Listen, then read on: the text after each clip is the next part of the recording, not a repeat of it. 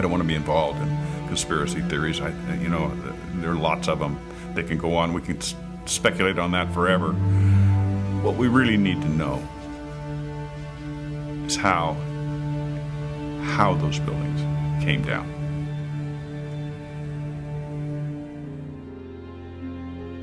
My husband Steve was 48 years old when he was killed on September 11th, 2001. He was in the North Tower on the 104th floor.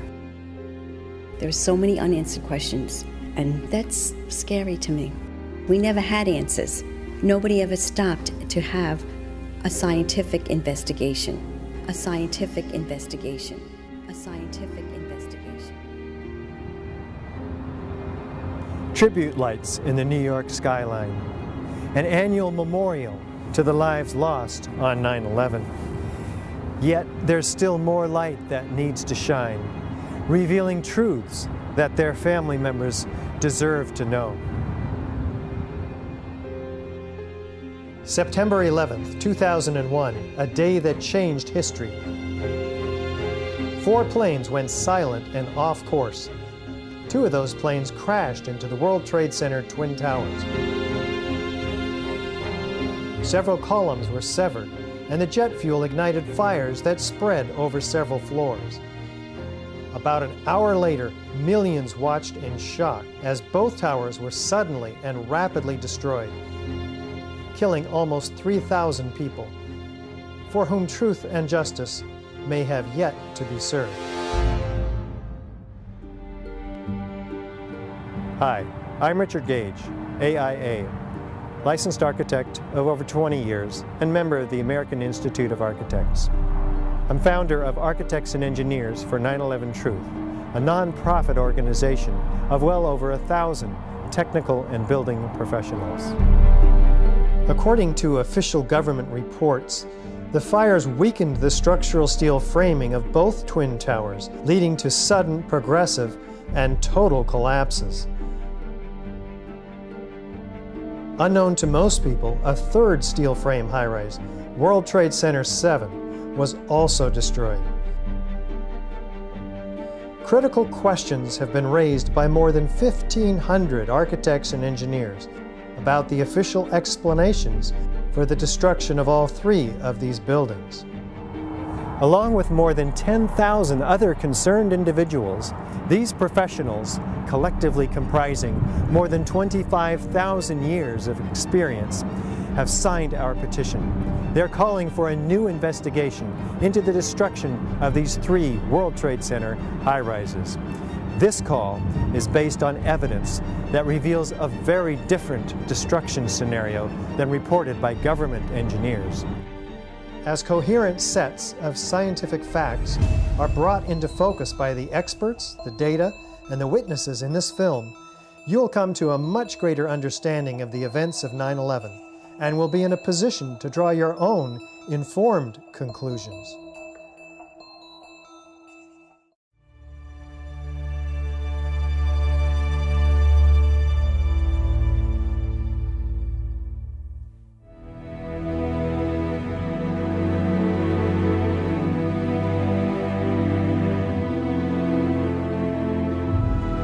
The new World Trade Center Building 7 looms above the site of its original. Building 7 was a 47-story high-rise, not hit by an airplane.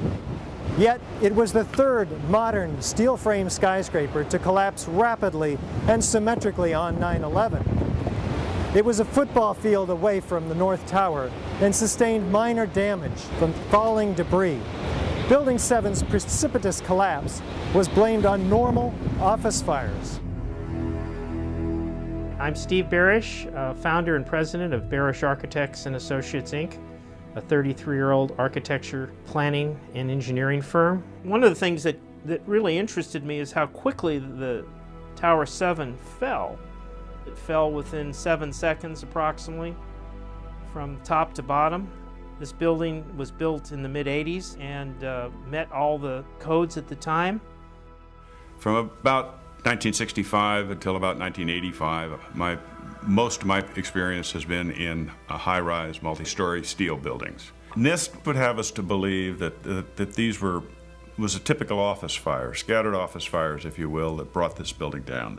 Since the mid-60s, I've tried to follow high-rise fires because they're something we worry a lot about as we design these buildings. And I'm not aware of any high-rise building that have come down as a result of fires. The coup de grace for me was when I found out that Building 7 had collapsed later that day. And when I saw Building 7 come down, to me, the fact that it looks like a perfect controlled demolition of an intact building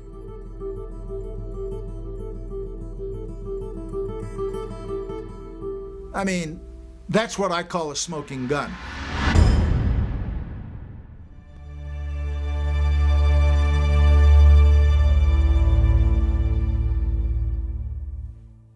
Was the structural steel from World Trade Center 7 preserved, documented, analyzed according to standard procedures for investigating engineering failures?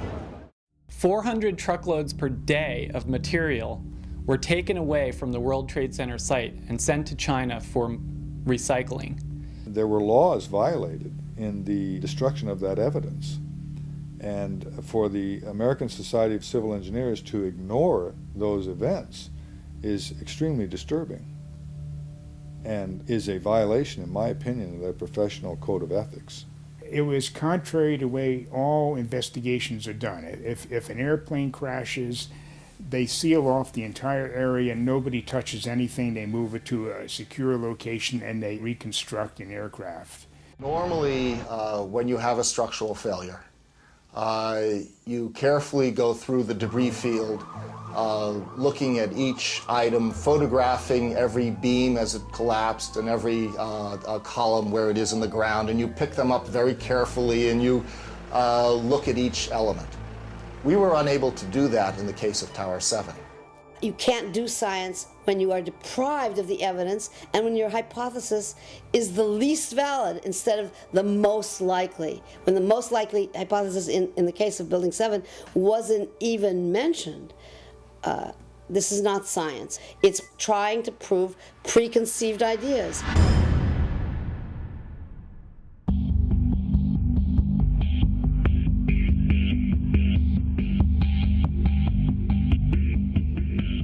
Was a proper investigation performed that might have revealed the use of accelerants or explosives in World Trade Center 7's destruction? NIST concedes that they found no evidence for explosives. So then we asked them, well, did you look? And they said, no, we did not look for explosives or residues of explosives. Big explosion. Blew us back into the 8th floor. I'm okay, all right? Here, hold on. You want to call your mother or something? Just the fact that there were explosions means they need to be investigated. Keep your eye on that building, it'll be coming down. The building is about to blow up. Moving back. We are walking back. There's a building about to blow up. We don't have the real story on what happened because there wasn't a proper investigation done.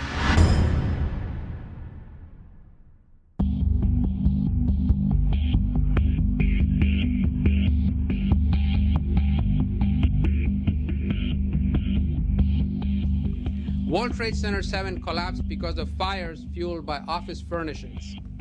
It did not collapse from explosives or from fuel oil fires. As reported by the New York Times, engineers were baffled by the collapse of Building 7. Since no steel frame high-rise has ever completely collapsed due to fire, how are we to understand this mysterious event? High-rise buildings simply do not collapse due to fire. There has never been until 9/11 an experience where a high-rise building that was steel frame completely collapsed. There have been fires burned longer in similar structures without any collapse. This claims the fires were very large, very hot, and long-lasting, when in reality, observation, which has been researched by many people, shows these fires did not last very long. They were not in the locations where NIST claims they were at given times. I'm a fellow of the American Institute of Architects. For the 40-plus years that I've been practicing architecture, I've designed a variety of buildings from small houses to high-rise office buildings. Some of the high-rises that I've worked on are 1 shell and 2 shell here in Houston. I was project manager for a 22-story office building in Akron, Ohio. Later in the day, when World Trade Center 7 collapsed, they had already showed us pictures of a few fires in that building, and I mean, they weren't even raging. And how could that cause a building to collapse as if it were imploded? Couldn't happen.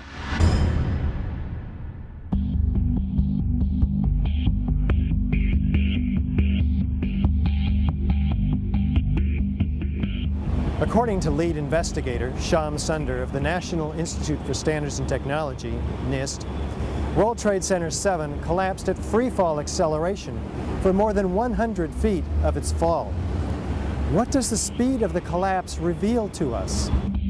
Essentially, in less than 7 seconds, Tower 7 came down upon itself. It's just like taking your car keys out and just dropping them. That's how fast the building came down, for over 100 feet. And the only way you can get that is when there's zero resistance. And so what we're looking at is a building just coming straight down, falling right through itself with zero resistance. Buildings don't have zero resistance, which is why you feel comfortable walking into a building. This building had 40,000 tons of structural steel in its structural system, and that is intended to keep it from going anywhere. NIST is telling us that the building below it ceased to exist for the first few seconds of the collapse of the building. Well, things in physics just don't cease to exist and cease to resist the forces that are on them. The building didn't disappear so the building can fall for 100 feet at free fall speed. That's impossible.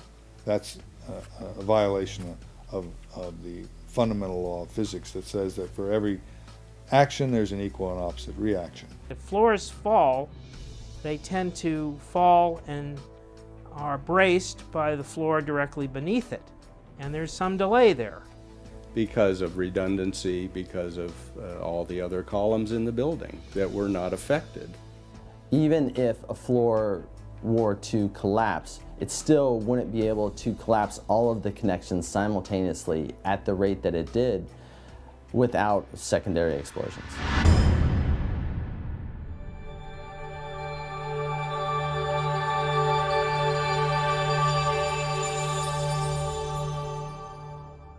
We might anticipate that an unevenly damaged building would fall over.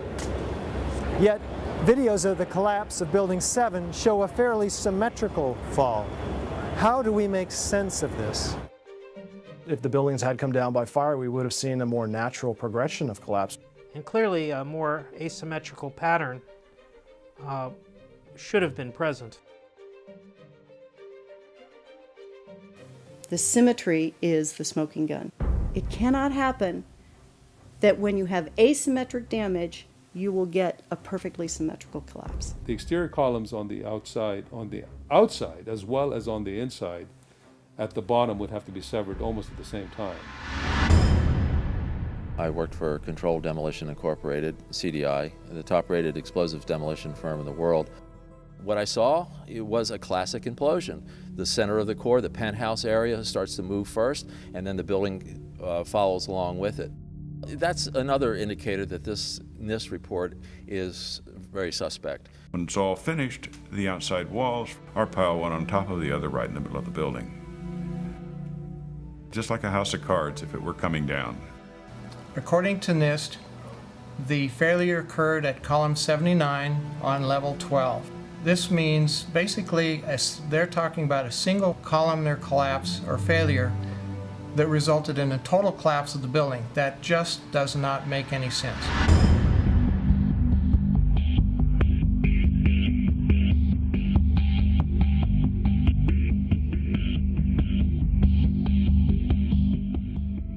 The explanations from FEMA and from NIST don't add up. But there is enormous circumstantial evidence, circumstantial and actually physical evidence as well, that would lead us to a different conclusion. And the conclusion is controlled demolition. Dit is controlled demolition. Zeker weten. Zeker weten. Er is nagesprongen. Dit is in opdracht gebeurd. Dit heeft een team gedaan van experts. Building 7 to me is really what gives it away, because that's a classic case of controlled demolition.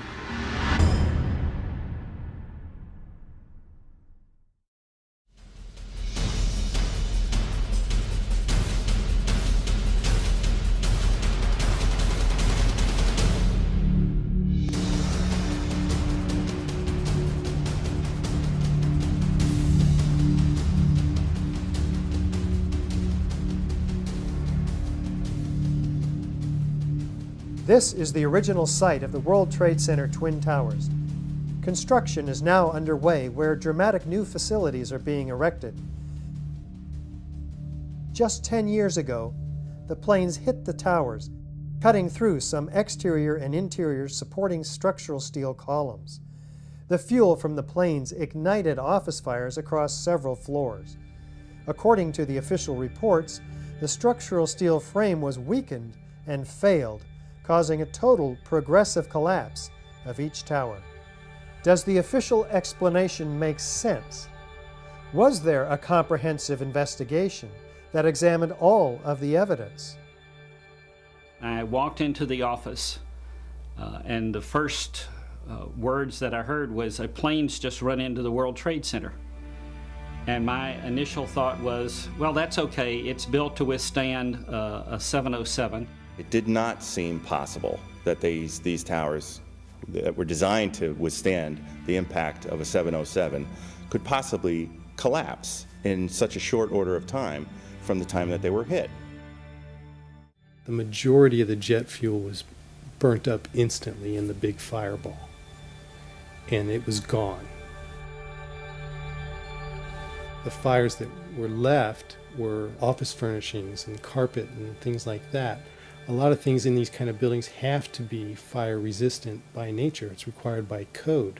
So there really isn't a whole lot of fuel in there to begin with.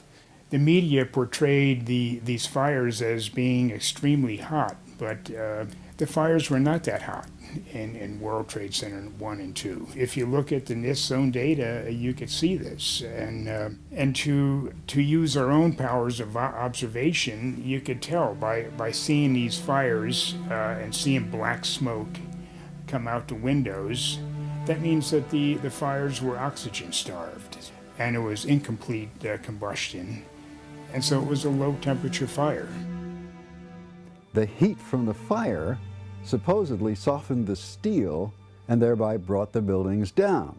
If you have a flame at 750 degrees, you can hold that flame under a steel beam forever, and you'll never reach a high enough temperature to bend steel, let alone melt it. So immediately I knew at that point that the official explanation was dead wrong.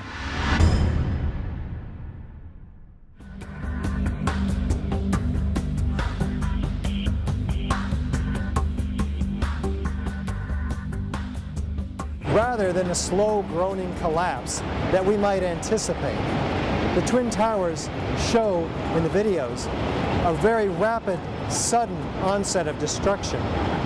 What does this imply? This claimed that the upper section of each of the towers crushed the lower section. However, when you watch video closely, in the case of World Trade Center 1, you'll see that the upper section disintegrates itself. It appears to be a controlled demolition of its own of the upper section. The top section, pushing on the bottom section, it's going to meet equal forces as it goes. Both sections are going to be demolished at the same rate. So by the time you've crushed up 15 stories below it, the top 15 stories are also going to be crushed. And so there's nothing left now to crush the rest of the building. You're looking for a jolt. That this thing, if it actually comes down and hits, you should be able to see the point at which they actually impact, because it would actually slow down the motion of the falling block. Before the tower started collapsing from the top, the antennas started to fall. and the antenna, of course, was over the middle of the elevator shafts. I'm very familiar with the interior structure that surrounded the elevator shafts and the accessibility which the elevator companies had 24/7. It wouldn't be a problem once you gained access to the elevator shafts. Then a team of loading experts would have access to all the core columns and beams. The rest could be accomplished at that point by just the right kind of explosives for the job at hand. The only way that I can see that the towers could have collapsed is that the interior columns were compromised.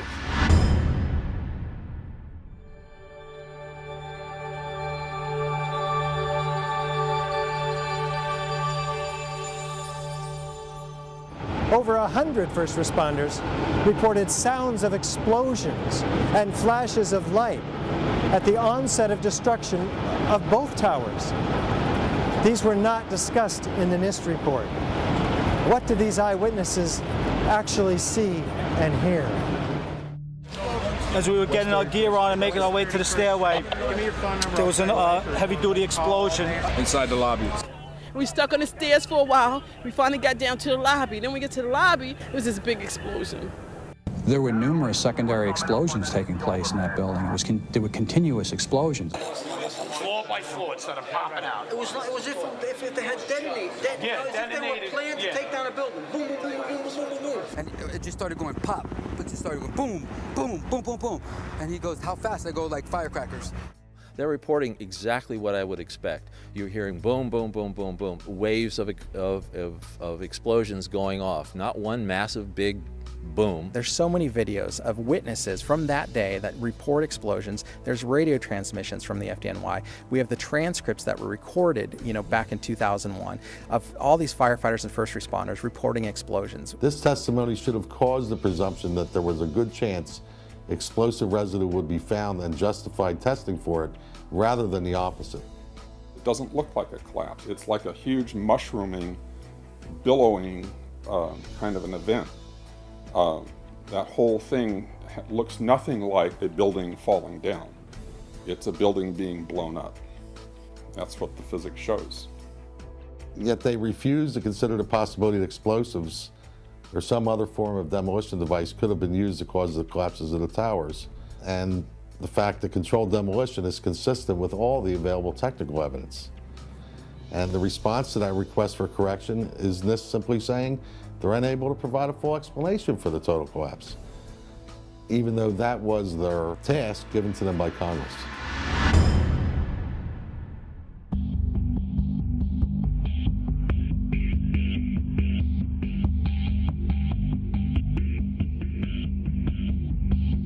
FEMA documents a 1,200-foot diameter debris field around each tower.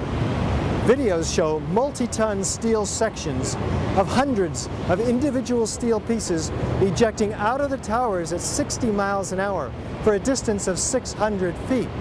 They also show clouds of debris pulverized in mid-air and isolated explosive ejections as many as 60 stories below the so-called crush zone.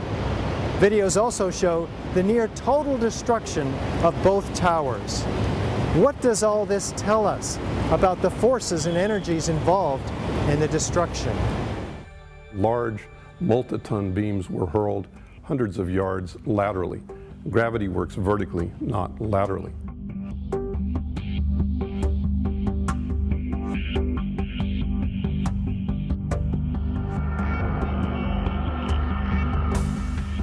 So something's happening to throw these things horizontally at those kinds of speeds.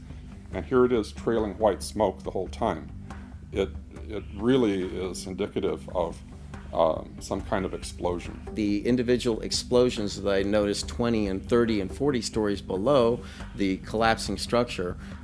And naysayers tend to say, well, that's just air being blown out the windows. I mean, it doesn't really work to say it's just air pressure. And I've estimated these are coming out faster than 100 miles an hour. As an architect, I would expect to see larger portions of the building floors, the decking, the steel decking, the concrete topping, much larger remnants of what the structural components of this building was.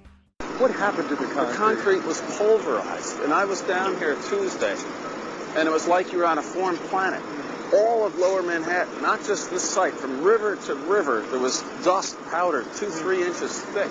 The concrete was just pulverized.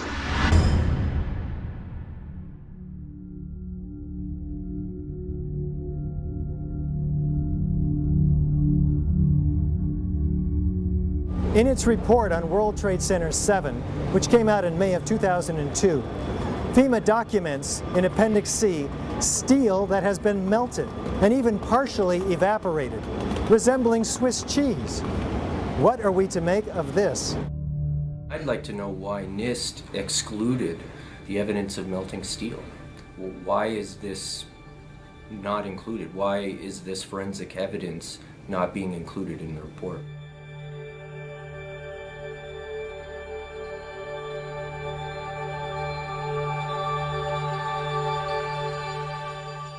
First of all, let's go back to your basic premise that there was a pool of molten steel. I know of absolutely nobody, and no eyewitness who said so, nobody who's produced it. You'd get down below and you'd see molten steel running down the channel rails. Like you're in a foundry. Yeah, like lava. Like it was lava from a volcano. Actually melted beams where it was molten steel that was being dug out. Underground, it was still so hot that molten metal dripped down the sides of a wall. It's this fused element of steel, molten steel and concrete and all of these things all fused by the heat into one single element. And they pulled off a big block of concrete, and there was like a little river of steel flowing.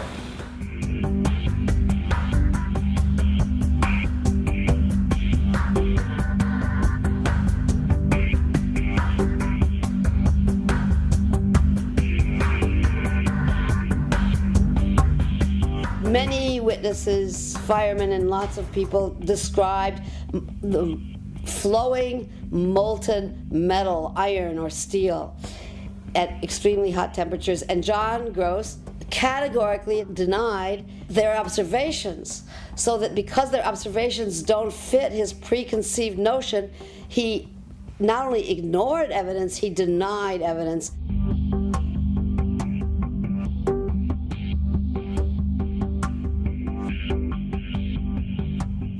In an office fire, you cannot generate enough heat to melt steel. And yet we have evidence of molten iron in the microspheres, in the rubble pile, and the metal pouring out of the side of the tower. So what is this molten metal? It's a direct evidence for the use of thermite. An incendiary used by the military, thermite is a compound of iron oxide and aluminum, which when ignited sustains an extreme heat reaction, creating molten iron. In just 2 seconds, thermite can reach temperatures over 4,500 degrees Fahrenheit, quite enough to liquefy steel. We know that open-air fires cannot burn hot enough to melt steel, but metal had melted at the base of the towers. I found a pore in the steel that had pure sulfur. There's a government theory that calcium sulfate from gypsum boards was the source of sulfur, and that's wrong. Calcium sulfate cannot undergo any kind of a chemical reaction that produces the element sulfur, and we're not dealing with any kind of compound of sulfur. When we're talking about sulfidation, we're dealing with the element sulfur. There's a version of thermite called thermate, which has sulfur in the thermate, and what the sulfur does is it's sort of like salt on ice. And it just basically makes the steel melt at a lower temperature. And if you do a search on Google for thermite and building demolition, you can find devices that have been fabricated and invented that use thermite for building demolitions. In the case of thermite cutting charges, you would have heard far less noise, since they are worked by thermal heating, melting of the steel, rather than an explosive cutting as in RDX charges. Overflights had detected with infrared camera 1400 degree Fahrenheit hotspots on the surface of ground zero. And that being there for a week, indicates that there was something very hot going on below the surface. So thermite would also explain potentially the fact that the fires could not be put out at ground zero. The fires lasted for quite a while, but most importantly, they were deep within the pile, where people would expect that the environment was oxygen starved. And thermite could explain this because it has its own oxidant within. It's actually the metallic oxide that provides the oxidant to allow the incendiary thermite reaction to occur, even underwater.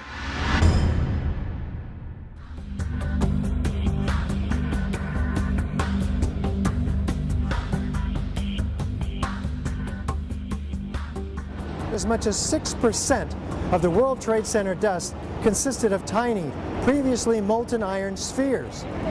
What does this tell us about the temperatures generated in the tower's destruction? When the USGS collected samples of the World Trade Center dust, they found the iron microspheres. Insofar, the USGS does not have a valid explanation for the presence of these iron microspheres. So what do the microspheres contain? Iron is the main element, and then it has smaller portions of aluminum, sulfur, a trace of manganese. Most of them are less than about 1/10 of an inch in diameter, and they're spherical. And they're found in all of the dust blown out of the buildings during collapse, no matter where in Manhattan that dust is picked up. You must have had a much hotter heat source for you to get 2,700 degrees Fahrenheit in order to melt the iron to get these molten spheres. Your heat source must be something like a chemical reaction, an exothermic chemical reaction that reacts, in the case of thermite, reacts at 4,500 degrees Fahrenheit. My contention, based on finding thermite residue in the dust, is that it happened before. It didn't happen after in the fires that ensued in the rubble pile afterwards. It's all the characteristics of the microspheres, along with what I see in the attack of the beams that were actually found, tell me that thermite was involved in melting those steel beams.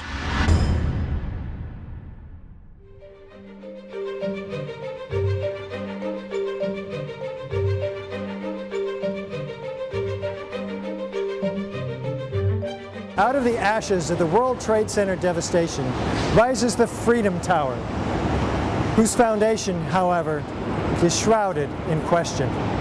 For example, in the World Trade Center dust, an international team of scientists find an advanced form of highly energetic nanothermite composites.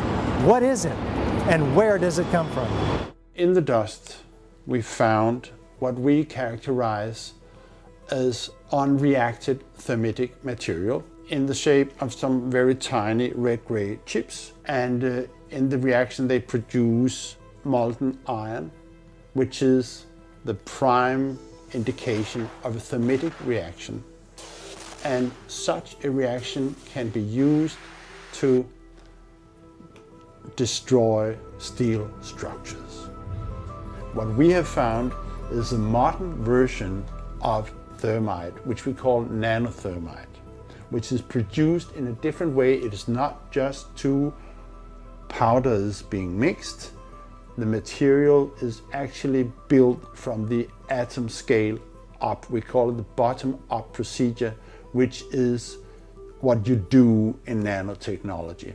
The ingredients are much smaller, which means they're reacting faster and they're more easily ignited. The primary elements in the red material are aluminum, iron oxide, as well as silicon and carbon. The iron oxide appears in faceted grains, approximately 100 nanometers across. The aluminum appears in thin platelets, about 40 nanometers thick. This is discussed in our paper in the Open Chemical Physics Journal, published in April of 2009. But so far, none of these papers have been refuted in the literature, the scientific literature. So that means they are unchallenged in the scientific sense. They stand as an indictment, really, of the official story of 9/11. We also took paint that came off of the WTC steel and looked at that in the SEM and did a compositional analysis of that and found that it was not similar to the red-gray chip or the red layer of the red-gray chips. This cannot be paint. Paint does not have these exotic properties. It's impossible. This is material that is of military use that really shouldn't be there.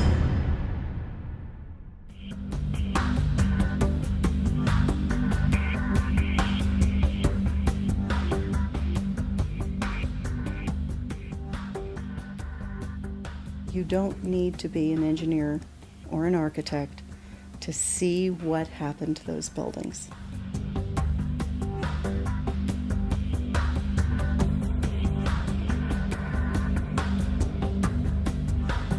Any honest investigator would be looking at this and looking for explosives and so forth.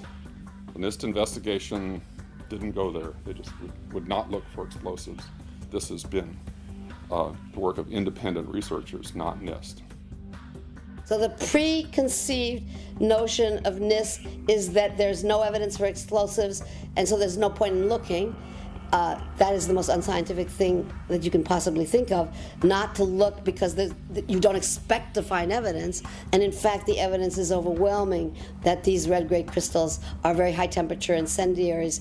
They state these conclusions for which there's virtually no evidence, and then they ignore conclusions that can be drawn from the evidence.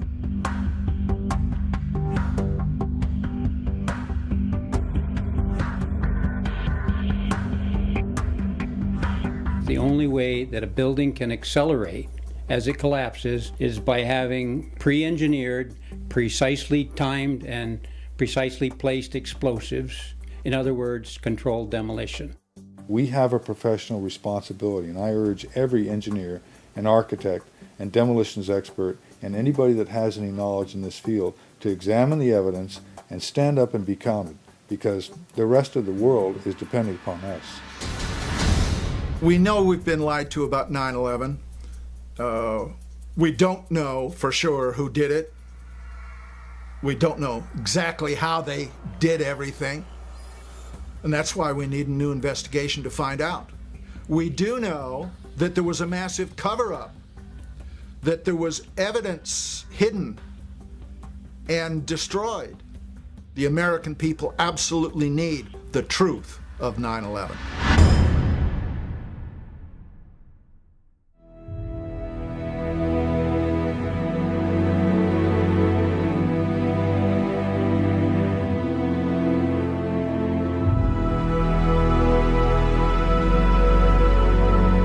Some kind of consciousness raising on my part before I was willing to look at the possibilities. And really, you need to go where the evidence leads. Let's look at it objectively. Let's look at the evidence, not these fabricated computer models and hearsay and all these predetermined conclusions. Let's really open it up again and investigate this thing properly, and then come to conclusions. I strongly support an independent investigation that would be independent of the government, independent of all of the influences that obviously were in effect during the NIST investigation. What happened on 9/11 is not something that is just going to go away. This is very pertinent to us today. I wish to further the investigation, and I want to make a difference because I want this to be a safe and better place for my children. Signed the petition on the Architect and Engineers 9/11 Truth website, mainly because I wanted to stand behind the families that lost people on 9/11. The 9/11 Truth movement was started by the families that lost loved ones on that day. And they were all out there alone, screaming for help. And our own country was ignoring them and ignoring their needs and not taking care of them the way we should have after that happened.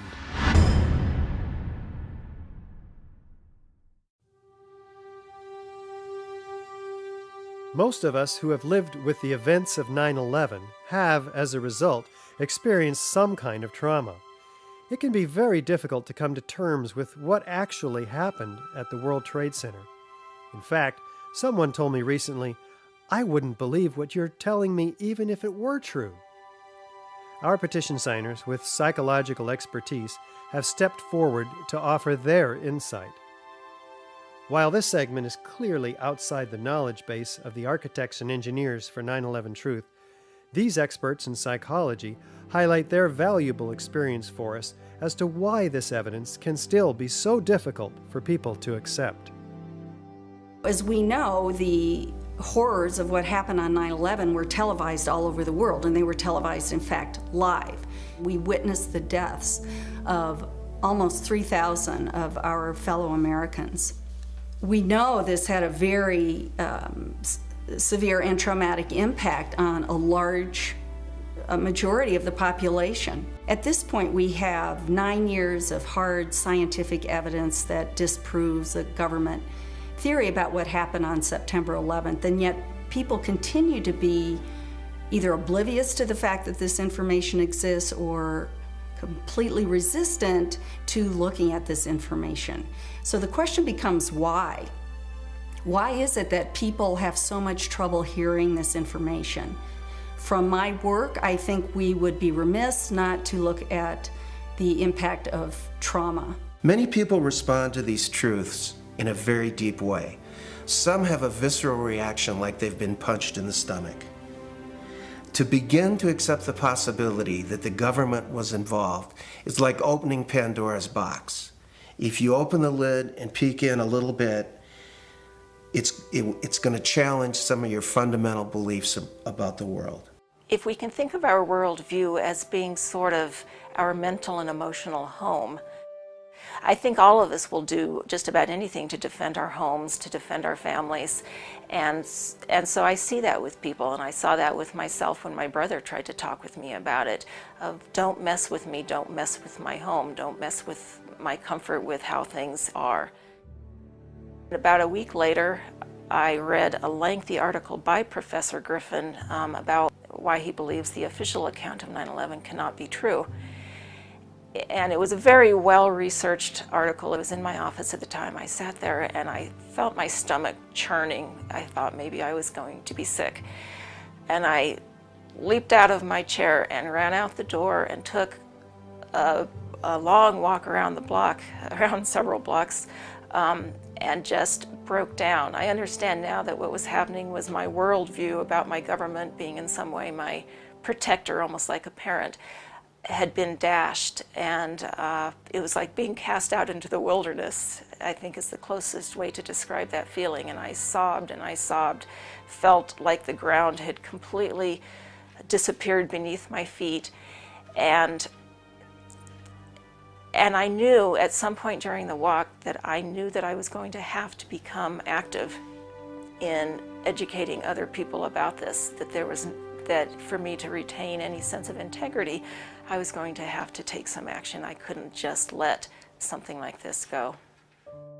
When we hear information that contradicts our worldview, social psychologists call the resulting insecurity cognitive dissonance.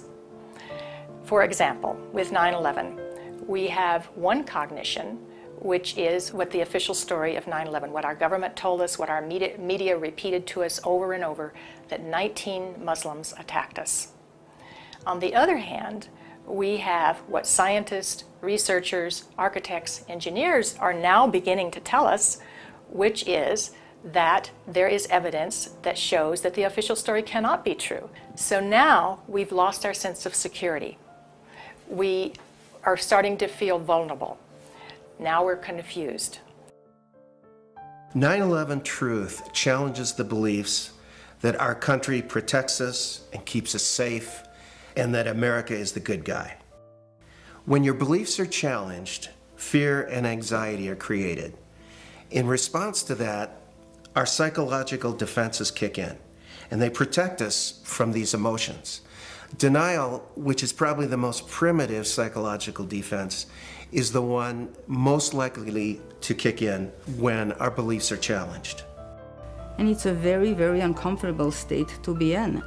And eventually our mind shuts off. Just like when a computer is overloaded, our minds get overloaded. We can't handle it anymore and we shut down.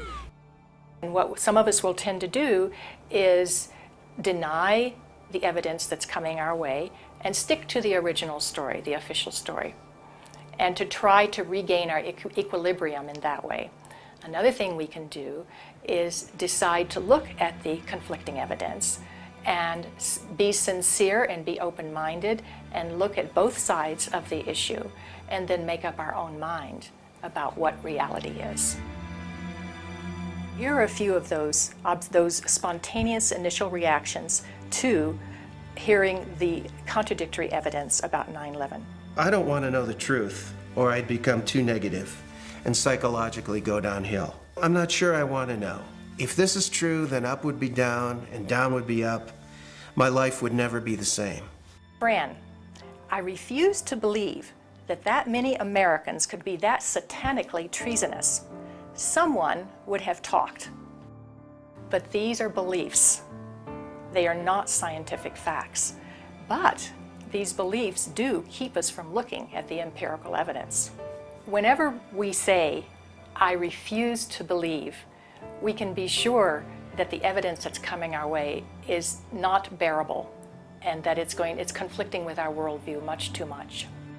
As I thought about all of these responses, I realized that what is common to every one of them is the emotion of fear.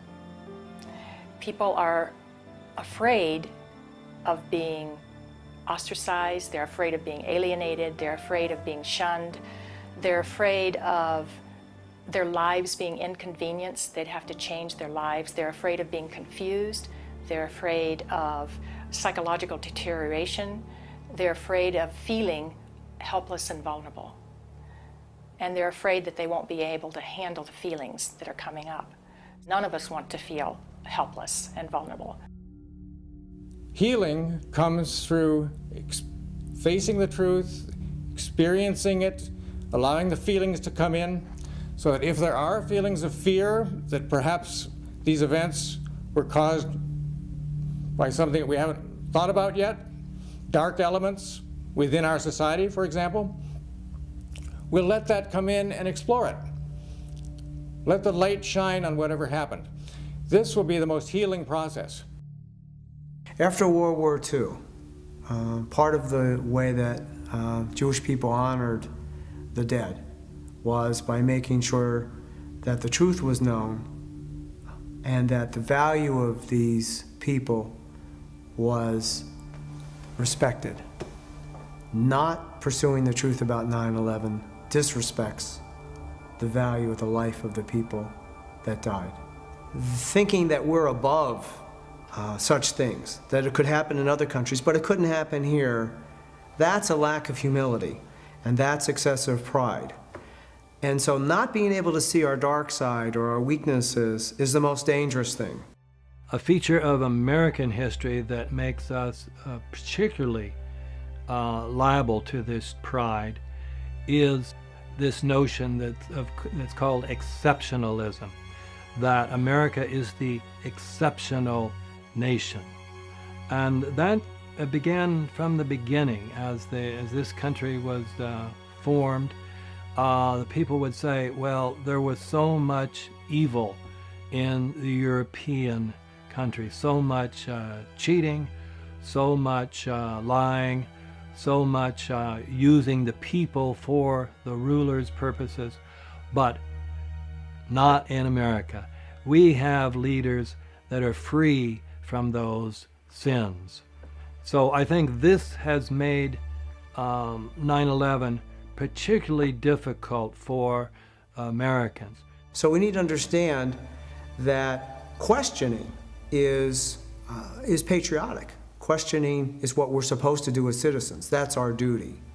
When something like 9/11 happens, we need to be sure that we have a real investigation into who the perpetrators are, and then we need to be sure that those perpetrators are held legally accountable. It's part of the healing process on the individual level as on the collective level. We need the truth in order to heal.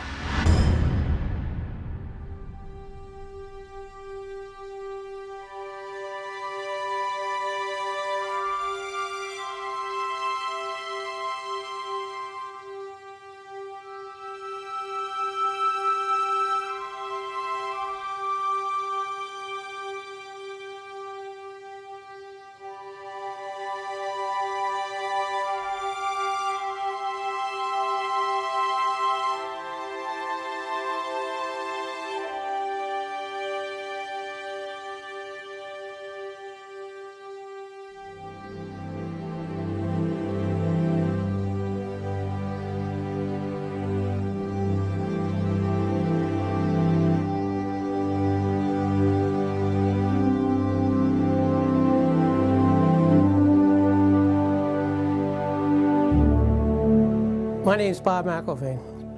I'm from right outside the Philadelphia area, and I'm the father of Bobby McIlvaine, who was killed in the lobby of the North Tower on September 11, 2001. Bobby was one of the first 10 bodies found. We took him home that week. We were one of the few. I finally found the doctor who examined him. All his injuries were in the face, the front of his face was blown off, massive cuts in his chest and his right arm were blown off. To me, that means explosion. What happened on September 11th was the tragedy where Neil was on Flight 175 and it crashed into the second tower. And I can't imagine what happened to him. My brother was my best friend. David has always been a firefighter. My brother went in to save people's lives. I'm a family member trying to find out the answers to the murder of 3,000 plus people. I'm Jane Policino. My husband Steve was 48 years old when he was killed on September 11th. I have no identification. Why is that? It seems to me we should know why over 1,000 victims there are no trace for, and no identification, no trace of over 1,000 victims. Just a few years ago, they were still finding body parts on the roofs of buildings. What is that? We should know why there are over 700 bone fragments found on the top of Deutsche Bank building less than a half an inch long. We should have that information. Why were they up there? Why weren't they found? What kind of explosion was there? And the explosions were brought up many a times, talking to firemen, talking to medics, talking to everyone. Everybody talked about these explosions. I want the officials that are in power to ask the questions. I want answers. Please look at architects and engineers. People all around the world, scientists, all around the world are questioning this. When you bring science into the equation, that's so important because you can't argue against science. And there's some deep, deep explaining to do. The bottom line is that it needs to be investigated properly. We will never heal. This country will never, ever, ever forget that day. We have to demand a new investigation. I want justice here.